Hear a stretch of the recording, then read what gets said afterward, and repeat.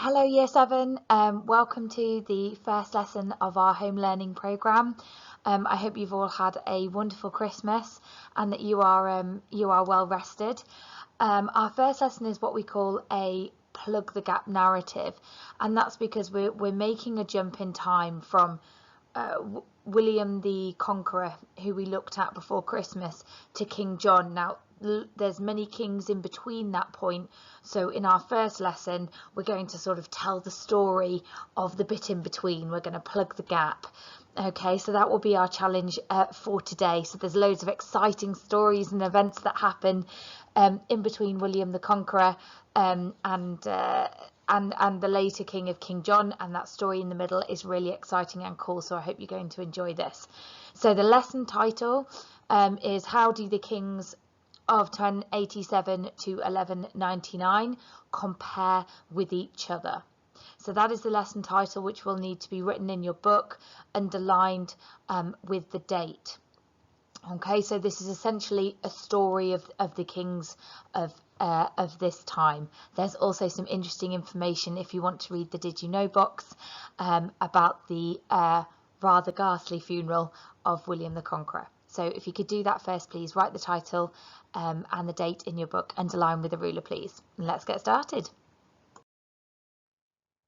So before we start the reading, what you will need to do first is either download this table. So there is a Word document with this table, which is on the general channel of Teams. So there'll be a link to it included in your home learning information that I've sent you. So if you would prefer to complete it and type it and then save it on your computer, please find that. If you would much prefer to do this in your book by hand, please take 2 pages and draw this table out using pencil and ruler, please. So make sure that you have this table ready before you move on to the next slide and we begin the reading. Okay, to offer some more support for some of you, I'm actually going to be reading through the information on each slide, and we're going to take this one king at a time, so step by step.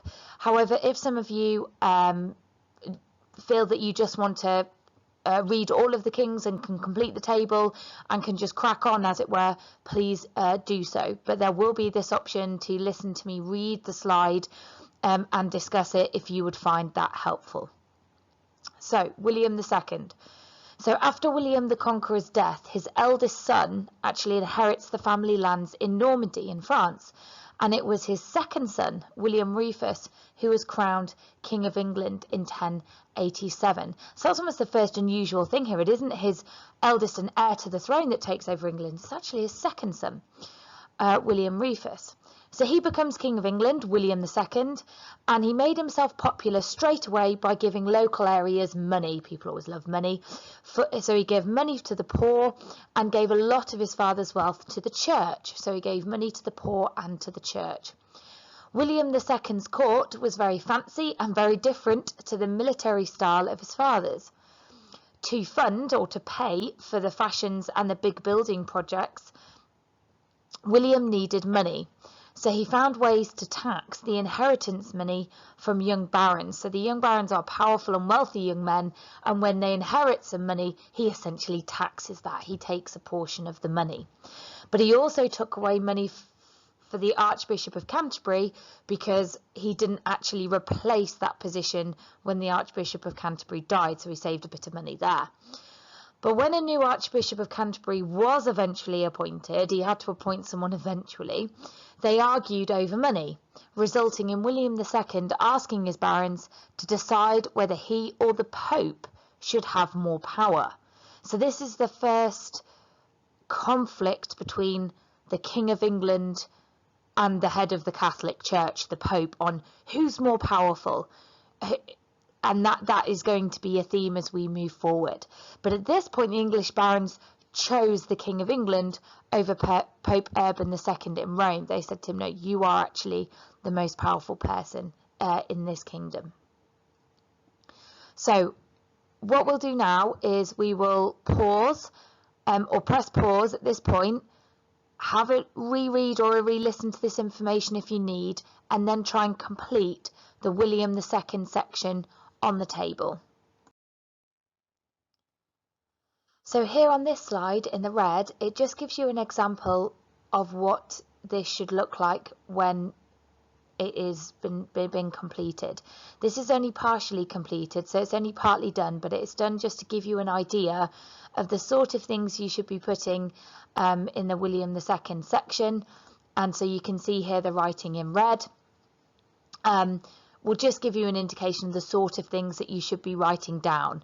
And you can then go on and complete the church one and the extension on the changes made to laws if you wish. But this is just to help you, to give you a little bit of an idea of what it should look like when it is completed. I hope this is helpful.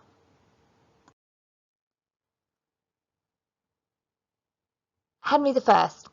So, well, William II was hit by an arrow in an accident whilst hunting.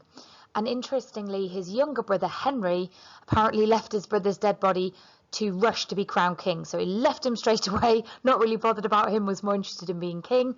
He didn't want their elder brother to claim the throne.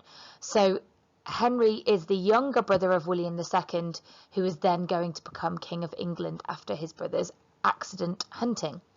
Henry I was initially, which means at the start, he was popular with the barons because he got rid of many of the taxes his brother had raised. Obviously, it's unpopular if you tax people because you are taking, a portion or a part of their money. So if he was removing taxes from people, that is popular.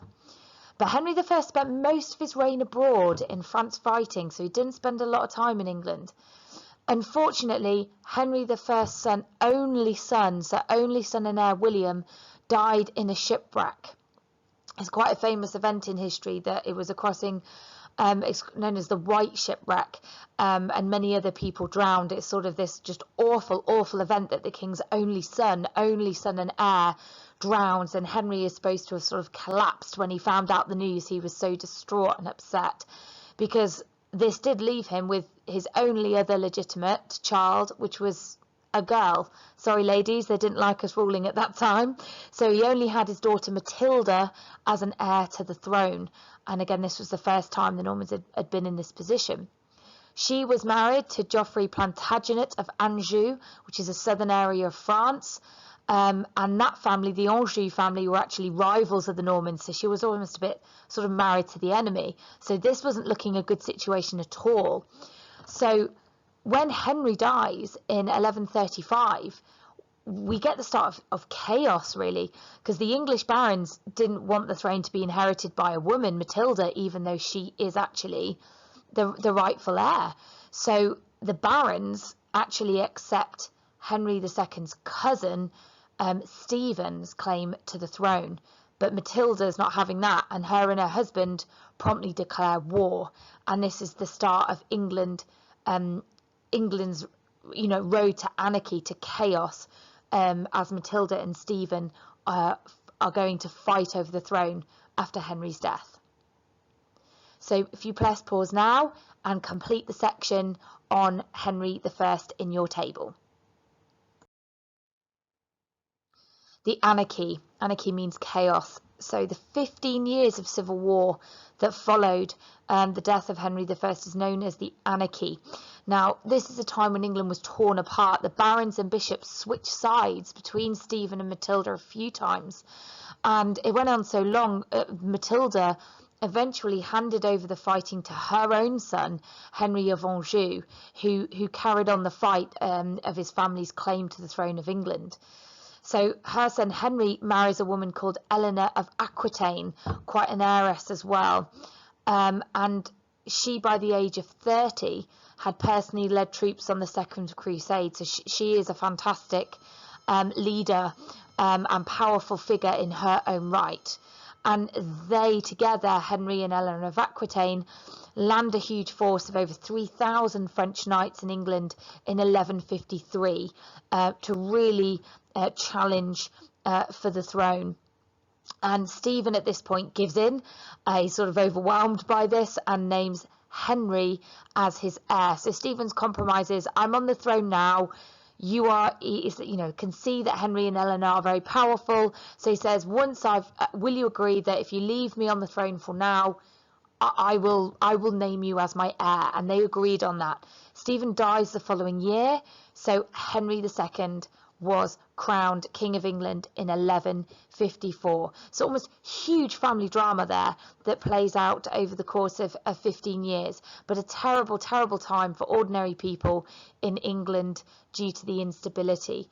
The chroniclers famously called it the time when Christ and his saints slept. So almost, Christ, the person you look to, religion to help you, he was sleeping, almost like he wasn't there. So people felt it was a really quite a terrible, terrible time. Okay, pause this part and please fill in this section on your table.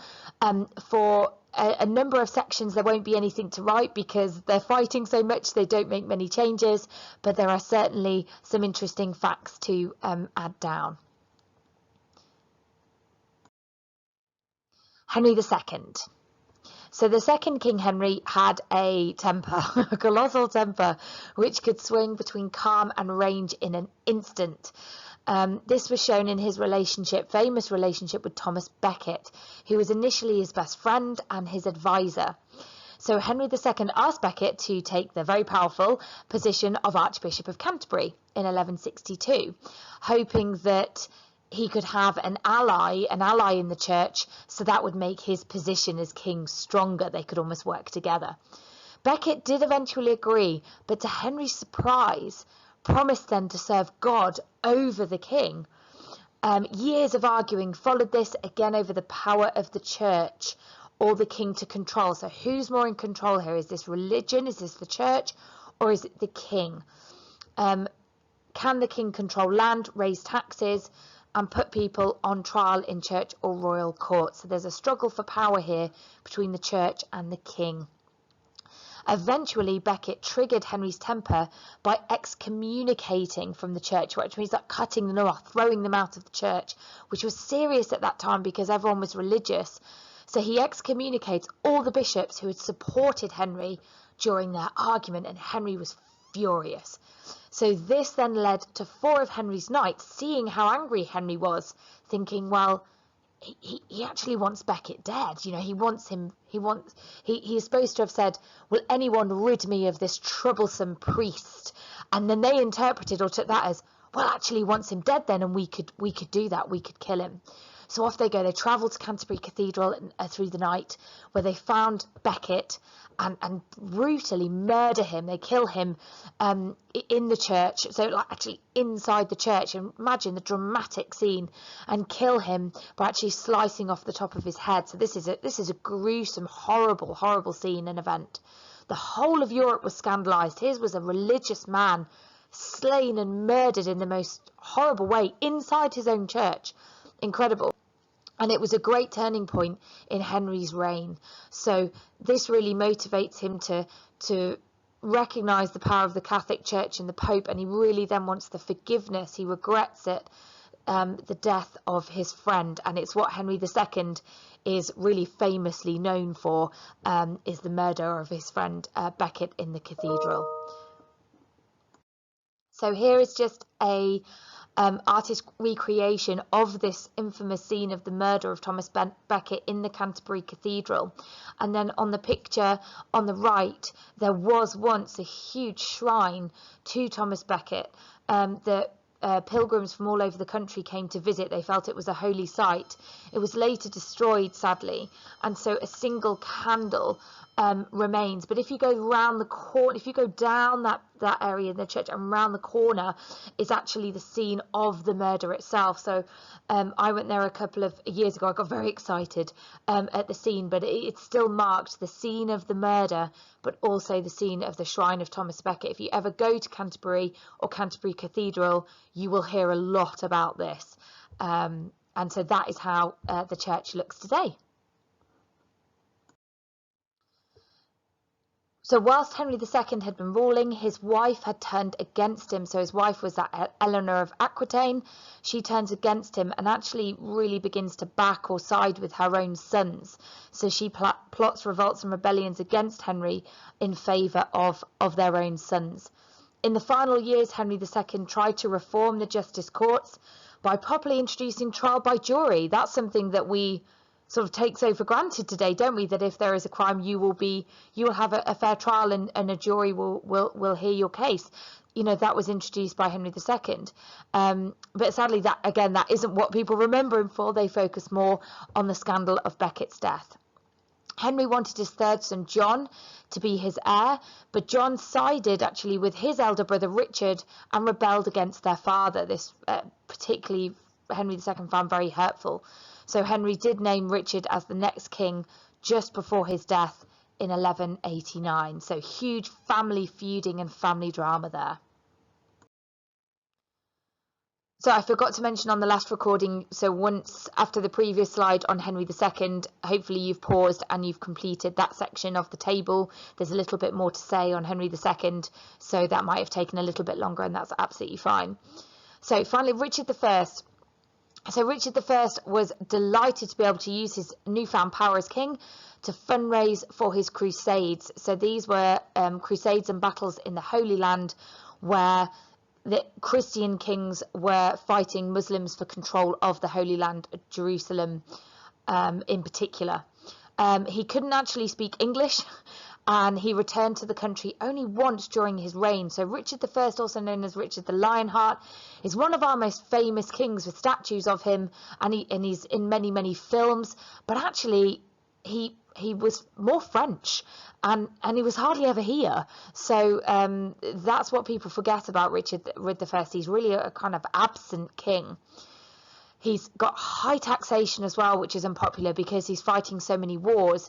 He needs a lot of money for that. So rich merchants, so rich businessmen, actually form a town council and elect a leader, the first mayor, which is something we still have now. We have a mayor of London now. So you know, they sort of, you know, join together really to discuss this issue, and also to try and help raise the taxes. England was run in Richard's absence by his younger brother John and the barons who were advising him. When Richard was captured and ransomed, so if you hold someone to ransom, you capture them, you keep them in your control whilst asking for money for their release. So that's what happened to Richard, and that was the German emperor that was ransoming him in 1194. Now, thankfully, the wool trade, the people of the wool trade in London paid most of this fee, but sadly never made it home. He actually died abroad in 1199. So once again, the barons sort of had a choice. Do they go for Richard's 12-year-old nephew, Arthur, or Richard's younger brother, John? If you pause it now and complete the last section on Richard I. Okay, everyone, so if you have completed or you're on the way to completing your table, this is just a really optional extra, or just some things to hopefully maybe inspire some of you if you want to look at some of these things in a little bit more detail. So there is a documentary added there on the murder of Thomas Becket. If you've been quite interested in that dramatic moment, then, you know, if you have time over the coming weeks, you might want to watch that.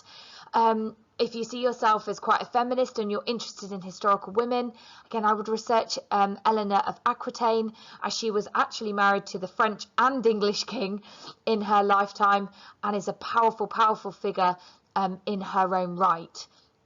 The book that I've listed there by Helen Castor, She-Wolves, there is a chapter on her, on Eleanor of Aquitaine, in that book there. So anything that you've heard about today, any of the kings, if you think, oh, I'd want to know a little bit more about Richard's capture and how he was ransomed, do feel free to look those up, or have a check of what Horrible Histories has to offer on these interesting moments in time. So if you are interested, don't forget there's always plenty more out there that you can look for to continue your learning.